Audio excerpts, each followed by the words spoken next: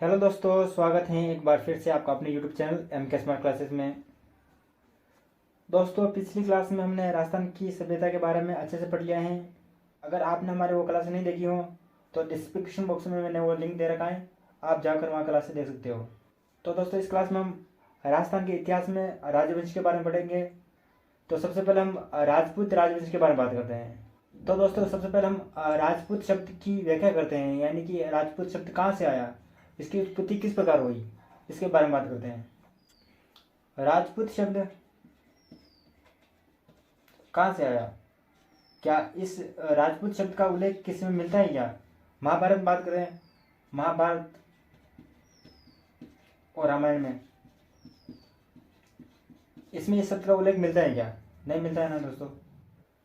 यानी कि राजपूत शब्द जो महाभारत और रामायण में राजपूत शब्द की जगह किस शब्द का प्रयोग करते थे। और बात करें हम वेदों में, वेदों में आता है एक ऋग्वेद। ऋग्वेद के अंदर आते हैं 10 मंडल। ठीक है, 10 मंडल आते हैं, यानी कि 10 पाठ हैं इसमें ऋग्वेद में। और दोस्तों, 10वें मंडल के अंतिम में, 10वें मंडल के अंतिम में एक सूक्त आता है, पुरुष सूक्त। पुरुष सूक्त वेदों में आता है ऋग्वेद, और ऋग्वेद में कितने मंडल है? 10 मंडल। और 10वें मंडल के अंतिम में एक सूक्त आता है, पुरुष सूक्त। इस पुरुष सूक्त में बताया गया है कि एक आदि मानव था, और आदि मानव के मुंह से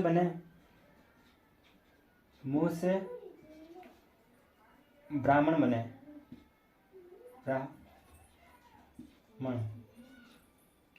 मुंह से तो ब्राह्मण बने, और भुजाओं से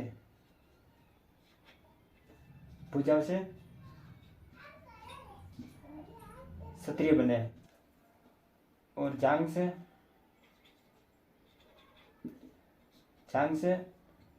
वैश्य बने।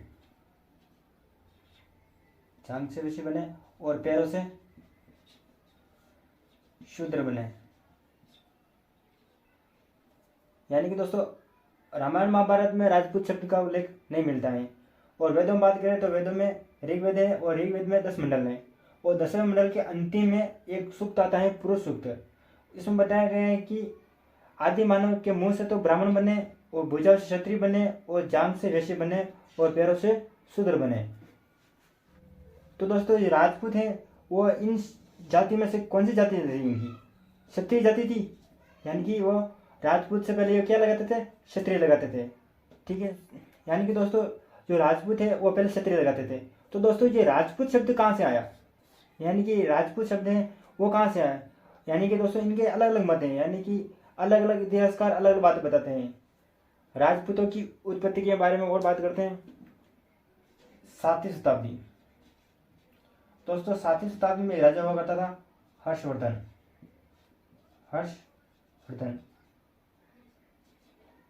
यानी कि 7वीं शताब्दी में हर्षवर्धन नाम का एक राजा हुआ करता था।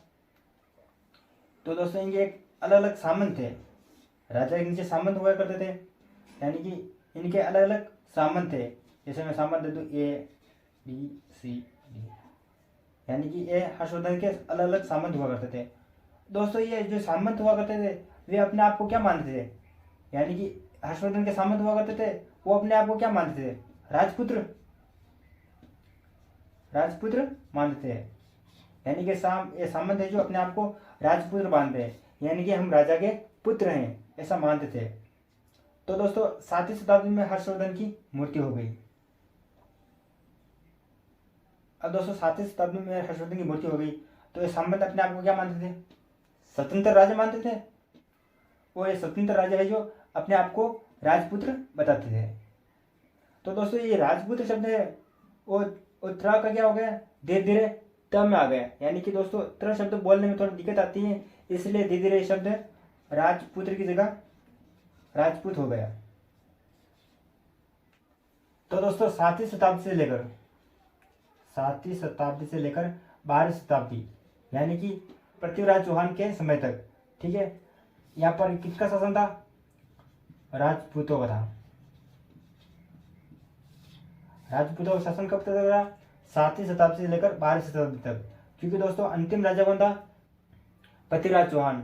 उसके बाद दोस्तों 12वीं शताब्दी में 1192 में मोहम्मद घोरी आ गया था। उसके बाद कौन सा काल आ गया था? सल्तनत काल आ गया था। यानी कि राजपूतों का शासन कब तक रहा? 7वीं शताब्दी से लेकर 12वीं शताब्दी तक। अंतिम कौन था? पृथ्वीराज चौहान। उसके बाद कौन आ गया था? मोहम्मद घोरी। वो मोहम्मद घोरी कौन सा काल का था? सल्तनत काल का था। ठीक है। यानी कि दोस्तों राजपूतों की उत्पत्ति के बारे में अलग अलग इतिहासकार अलग अलग बातें बताते हैं। तो सबसे पहले हम राजपूत शब्द की व्याख्या करते हैं। तो राजपूत महाभारत और वेदों में राजपूत शब्द की जगह पहले क्या लगाते थे? राजपूत शब्द तो बाद में आया, उससे पहले ये क्या लगाते थे? तो दोस्तों हम बात करते हैं कि वेदों में 10 मंडल आते हैं और 10वें मंडल के अंतिम जो सूक्त है उसमें एक पुरुष सूक्त आता है। उसमें बताया गया है कि इस पुरुषों की उत्पत्ति किस प्रकार हुई। तो दोस्तों उसमें बताया गया है कि आदि मानव के मुंह से बना ब्राह्मण और भुजाओं से बना क्षत्रिय और जांघ से बना वैश्य और पैरों से बना शूद्र। यानी कि पुरुष सूक्त में बताया गया है कि ये कितनी जातियां? 4 जातियां बताई हैं, ब्राह्मण, क्षत्रिय, वैश्य और शूद्र। तो दोस्तों ये राजपूत इन चारों जातियों में से कौन सी जाति लगाते थे? तो क्षत्रिय जाति लगाते थे। तो पहले तो क्षत्रिय लगाते थे और अभी क्या लगाते हैं? राजपूत। तो दोस्तों ये राजपूत शब्द कहाँ से आया? तो इसकी बात करते हैं दोस्तों। तो एक 7वीं शताब्दी में हर्षवर्धन का नाम का राजा हुआ करता था। इनके अलग अलग सामंत हुआ करते थे, ऐसे अलग अलग सामंत हुआ करते थे। दोस्तों 7वीं शताब्दी में उनकी मृत्यु के बाद ये अलग अलग राजा बन गए, यानी कि स्वतंत्र राजा बन गए थे। वो अपने आप को राजपुत्र मानते थे। तो दोस्तों ये राजपूत शब्द की जगह धीरे धीरे क्या शब्द लगाने लगे? राजपूत शब्द लगाने लगे। तो दोस्तों राजपूतों का जो शासनकाल माना जाता है वो 7वीं शताब्दी से लेकर 12वीं शताब्दी तक। यानी कि पृथ्वीराज चौहान के बाद दोस्तों यहाँ पर कौन सा काल आ गया था? सल्तनत काल आ गया था। तो राजपूतों का शासनकाल क्या माना जाता है? 7वीं शताब्दी से लेकर 12वीं शताब्दी तक। और दोस्तों राजपूतों की उत्पत्ति के बारे में अलग अलग इतिहासकार अलग अलग बातें बताते हैं। तो उनके बारे में पढ़ते हैं। तो इसको मैं मिटा देता हूँ। और दोस्तों हम राजपूतों की उत्पत्ति के बारे में बात करते हैं कि अलग अलग इतिहासकार अलग अलग मत बताते हैं। तो सबसे पहले मैं इन इतिहासकारों के यहाँ पर मैं मत लिख देता हूँ।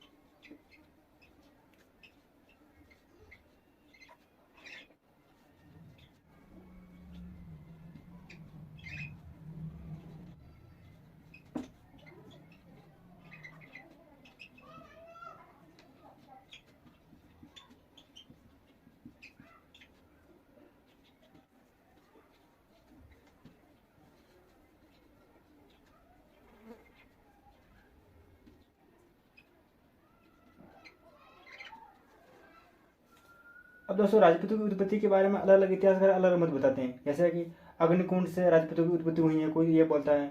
कोई बोलता है कि राजपूतों की उत्पत्ति ब्राह्मण से हुई है। कोई बोलता है कि राजपूतों की उत्पत्ति सूर्यवंश से हुई है। कोई बोलता है कि वैदिक आर्य से राजपूतों की उत्पत्ति हुई है। कोई बोलता है कि विदेशी जातियों से राजपूतों की उत्पत्ति हुई है। और दोस्तों एग्जाम में इस तरह के प्रश्न आते हैं कि जो राजपूतों की उत्पत्ति हुई है वो अग्निकुंड से हुई है, यानी कि अग्निकुंड से हुई है उत्पत्ति, तो ये मत किसने दिया? ब्राह्मणों से हुई है राजपूतों की उत्पत्ति, तो ये मत किसने दिया? इस तरह से एग्जाम में प्रश्न पूछे जाते हैं। तो दोस्तों सबसे पहले हम राजपूतों की उत्पत्ति अग्निकुंड से हुई है, यह मत किसने दिया, इसके बारे में बात करते हैं। तो दोस्तों सबसे पहले हम राजपूतों की उत्पत्ति अग्निकुंड से हुई है, इसके बारे में बात करते हैं कि यह मत किसने दिया। तो दोस्तों ये अग्निकुंड का जो अग्निकुंड से जो उत्पत्ति हुई है, यह मत पृथ्वीराज चौहान, कौन सा? ये तृतीय है, ठीक है, पृथ्वीराज तृतीय है। पृथ्वीराज चौहान तृतीय के दरबार में एक कवि हुआ करता था, कवि चंद्रबरदाई। कवि चंद्रबरदाई ने एक ग्रंथ लिखा था, पृथ्वीराज रासो। पृथ्वीराज चौहान तृतीय के दरबार में कवि हुआ करता था चंद्रबरदाई। पृथ्वीराज, इसने एक ग्रंथ लिखा था पृथ्वीराज रासो। कवि चंद्रबरदाई ने बताया कि पृथ्वीराज रासो में कहा है कि आप पर्वत पर आबू पर्वत पर विशिष्ट ऋषि ने विशिष्ट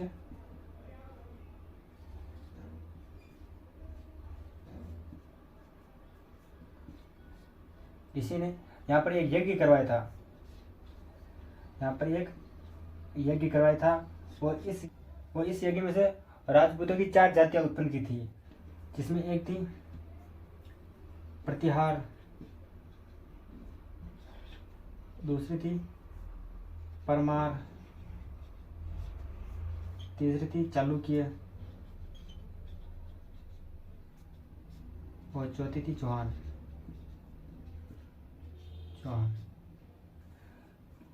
दोस्तों अग्निकुंड से जो उत्पत्ति बताता है वो कौन बताता है? कवि चंद्र बरदाई।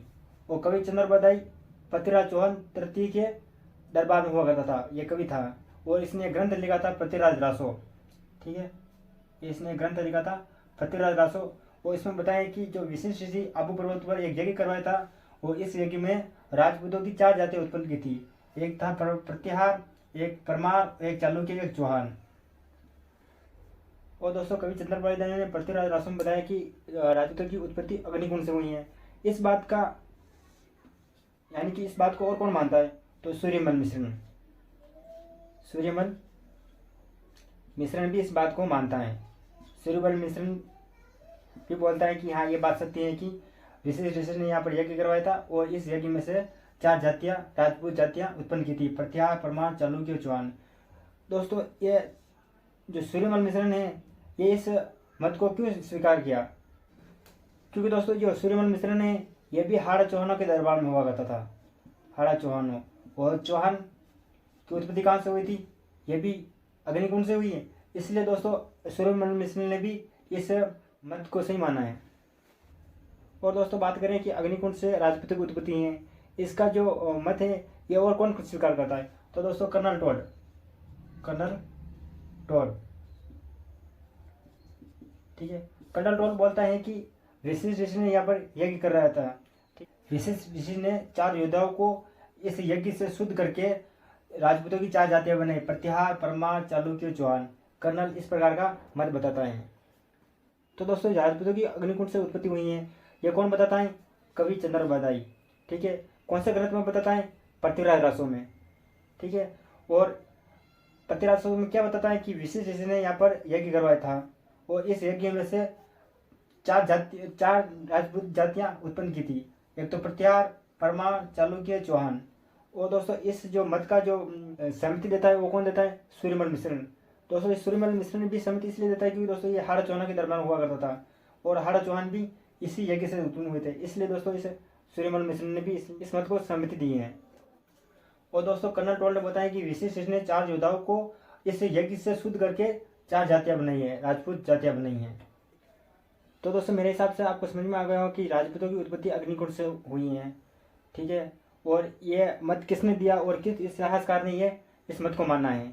अब दोस्तों हम बात करते हैं कि दूसरा है ब्राह्मण से उत्पत्ति।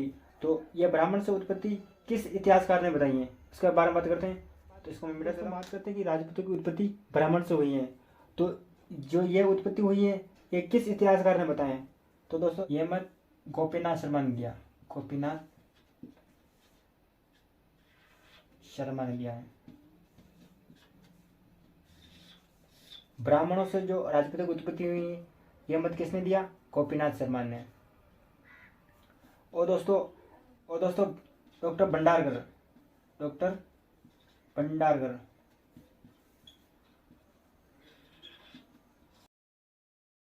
ने भी बताया कि राजपूतों की उत्पत्ति ब्राह्मण से हुई है। लेकिन दोस्तों ये भंडारकर बताता है कि विदेशी ब्राह्मण से हुई है, विदेशी ब्राह्मण से हुई है। डॉक्टर भंडारकर क्या बताता है कि जो राजपूतों की उत्पत्ति हुई है वो विदेशी ब्राह्मण से हुई है। और गोपीनाथ शर्मा बताता है कि राजपूतों की उत्पत्ति ब्राह्मण से हुई है। और दोस्तों एक शिलालेख है बिजोलिया का शिलालेख, बिजोलिया का शिलालेख।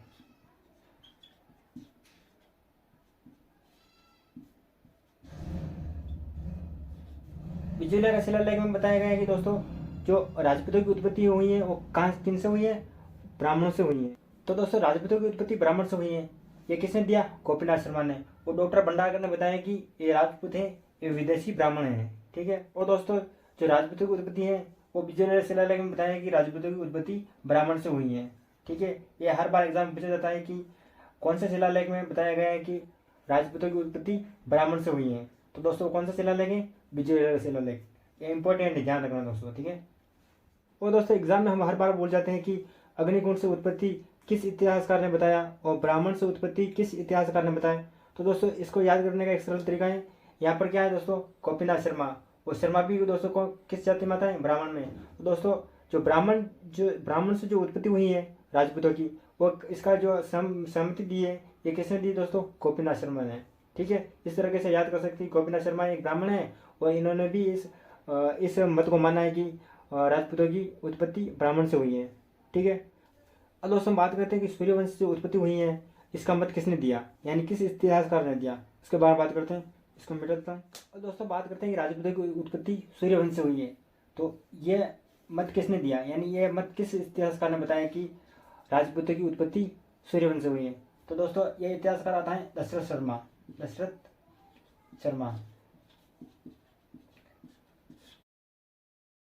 दोस्तों दशरथ शर्मा ने बताया कि राजपूतों की उत्पत्ति सूर्यवंश से माना है। ठीक है। दोस्तों इसको हम किस प्रकार याद कर सकते हैं कि दशरथ शर्मा ने राजपूतों की उत्पत्ति सूर्यवंशी बताए हैं। तो दोस्तों यहाँ पर क्या सूर्यवंशी और यहाँ पर क्या दशरथ शर्मा। तो दोस्तों हम किस प्रकार याद कर सकते हैं कि दशरथ शर्मा ने राजपूतों की उत्पत्ति सूर्यवंशी बताया है। दोस्तों हम एग्जाम भूल जाते हैं कि राजपूतों की उत्पत्ति अग्निकुंड से किसने बताया था, ब्राह्मणों से उत्पत्ति किसने बताया था, सूर्यवंश से उत्पत्ति किसने बताया था। तो दोस्तों इसको हम इस तरह से याद कर सकते हैं। यहाँ पर दोस्तों दशरथ शर्मा है और यहाँ पर सूर्यवंशी। तो दोस्तों राम थे, रामायण में राम, वो किस वंश के थे? सूर्यवंशी थे ना। राम किस वंश के थे? सूर्यवंशी। और राम के पिता का क्या नाम था? दशरथ। तो दोस्तों इसको हम इस प्रकार याद कर सकते हैं कि जो राम में जो सूर्यवंशी है और राम के पिता का क्या नाम है? दशरथ। तो दोस्तों सूर्यवंशी से उत्पत्ति किसने बताया? दशरथ शर्मा ने। ठीक है दोस्तों, इस प्रकार हम याद कर सकते हैं इसको। और हाँ दोस्तों, सूर्यवंश से जो उत्पत्ति है वो डॉक्टर गौरीशंकर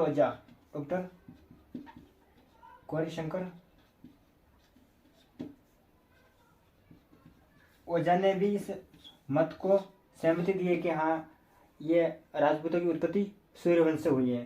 ठीक है दोस्तों, एक तो दशरथ शर्मा ने बताया कि राजपूतों की उत्पत्ति सूर्यवंश से हुई है और डॉक्टर गौरीशंकर ओझा ने भी बताया कि राजपूतों की उत्पत्ति सूर्यवंश से हुई है। ठीक है। अब दोस्तों हम बात करते हैं कि राजपूतों की उत्पत्ति वैदिक आर्य से हुई है, तो इस मत का प्रतिपादन किसने किया? तो दोस्तों इस मत का प्रतिपादन सीवी वेद ने किया था, यानी कि वैदिक आर्य से उत्पत्ति हुई है राजपूतों की, ऐसा किसने कहा था? सीवी वेद ने। दोस्तों इसको हम इस प्रकार याद रख सकते हैं। यहाँ पर क्या है? वैद्य। ठीक है, यहाँ पर वैद्य और यहाँ पर क्या? वैदिक आर्य। तो दोस्तों वेद से वैदिक, इस प्रकार हम याद कर सकते हैं कि वैदिक आर्य से उत्पत्ति किसने कहा है? श्री वेदी ने।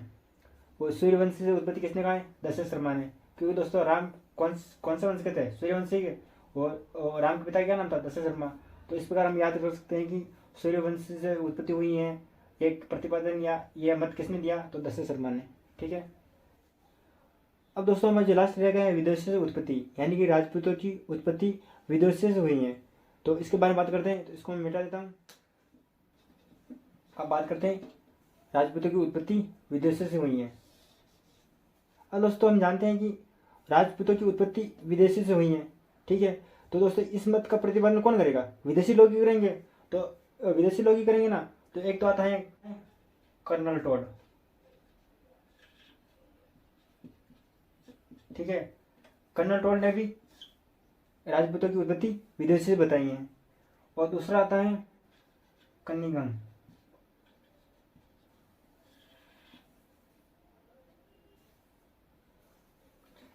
और तीसरा आता है वी.ए. स्मिथ। ठीक है दोस्तों, इनके नाम से भी पता चलता है कि ये विदेशी लोग हैं और विदेशी लोग ही इस मत का प्रतिपादन करेंगे, यानी इस मत को मानेंगे। तो दोस्तों कर्नल टॉड है ना, इन्हें भी बताया कि ये राजपूतों की उत्पत्ति विदेशों से हुई है और कनिंघम ने भी बताया कि राजपूतों की उत्पत्ति विदेशी से हुई है, और V.A. स्मिथ ने भी बताया कि राजपूतों की उत्पत्ति विदेशी से हुई है। लेकिन दोस्तों एग्जाम में इस तरह से प्रश्न नहीं आते कि राजपूतों की उत्पत्ति विदेशी से हुई है, ये मत किसने दिया, इस तरह से प्रश्न नहीं आते हैं दोस्तों। एग्जाम में इस तरह से प्रश्न आते हैं कि शकवा सीथियन जाति, यानी कि राजपूतों की उत्पत्ति शकवा सीथियन जाति से किसने बताया। और एग्जाम में पूछेगा कि राजपूतों की उत्पत्ति कुषाणों से किसने बताया, और पूछेगा कि राजपूतों की उत्पत्ति हुनों से किसने बताया। ठीक है, इस तरह के प्रश्न आएंगे। तो दोस्तों कर्नल टॉड ने राजपूतों को शक व सेथियन जाति का वंशज माना है, और कनिंघम ने राजपूतों को कुषाणों का वंशज माना है। कुषाणों का, ठीक है, यहाँ पर कुषाणों का वंशज माना है। और दोस्तों राजपूतों को हुनों का वंशज किसने माना है, V.A. स्मिथ ने। ठीक है दोस्तों, तो दोस्तों मेरे हिसाब से आपको समझ में आ गया होगा कि राजपूतों की उत्पत्ति अलग अलग इतिहासकार ने अलग अलग मत बताए, और कौन से इतिहासकार ने कौन सा मत दिया है वो आपको अच्छी तरह से समझ में आ गया होगा। धन्यवाद।